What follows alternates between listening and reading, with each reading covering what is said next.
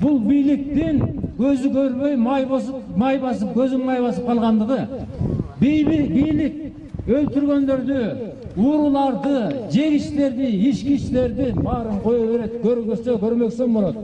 Ал мондай ак балдарды, чынчылдардын баарын кармап атат. Мен бир эле мисал келтирейин, мынакей.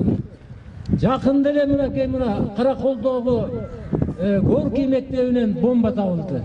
Барыңар уктуңар. Горький мектеби ушунчалык чоң мектеп. Мен ошол жерде жээндерим окуйт. 3 кабат мектеп. 3 исмен менен окуганда 2000ден ашык бала окуйт экен.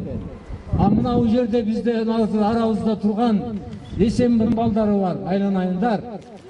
Участковыйлар жүрөт, айланайындар. Уч жерге келип могу кемпирлерди кайтаргандан көрө ошо бомбаны кайтарбайсыңарбы? Я. Эгерде ошол бомба жарылса эмне болот эле? Уч жерге келесиңер, үй тигип атасыңарбы? Канча аял чогулуп атат? Эмне кылып атасыңар? Түшкө тамак бересиңерби? Ай, тамак берсе мен өзүмдүн тамагымды беремин. Өзүм тапкан тамагымды беремин. Мен өкмөттөн алган жокмун. Тамарака маңдай менен иштеп атамын. Чыкырсам мен туугандарымды чыкырып атам. Могу жерге келгендер күйүп пишип келип аткандардын баары садыр үчүн келип атат. Өкмөт ушерге бирөөгө басып келип айтып атабы? Жериңди айдап атасыңбы? Садыркеңди алып атасыңбы? Жаныңды багып атасыңбы? Үйүңдө токошуң барбы деген бирөө барбы? Баары өз жанын өзү көрүп, байкуштар көңкөлөңдө өз оокатын өзү кылып атат. Мына 25 жылдан берки өкмөттү көрүп атасыңар. Эми мындан аркы, эгерде биз жакшы президентти тандап ала албасак, мындан аркы жашообуз мындан да жаман болот. Басып да келбейт. Мына өкмөт келет, эмне сурайт бизден? Келе налог бер дейт.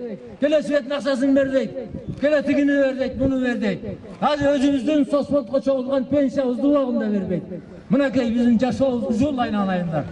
Ушул жашоону көрүп тургандан кийин баарыбыз жүрөгүбүздөн сезели да, жүрөгүбүздөн жаман көрөнү жок дегенде. Жок дегенде Алладан тилек кылалы. Эй жараткан Алла, ким келсе дагы маңдайына жазган бир жакшы адам келсе экен, Кыргызстанга ушу жакшы жардамын берсе экен, кыргыз элин ушу жыргатса экен, байытса экен, гүлдөтсө экен, чөстөрө кылса экен деп ушундай кылган адамды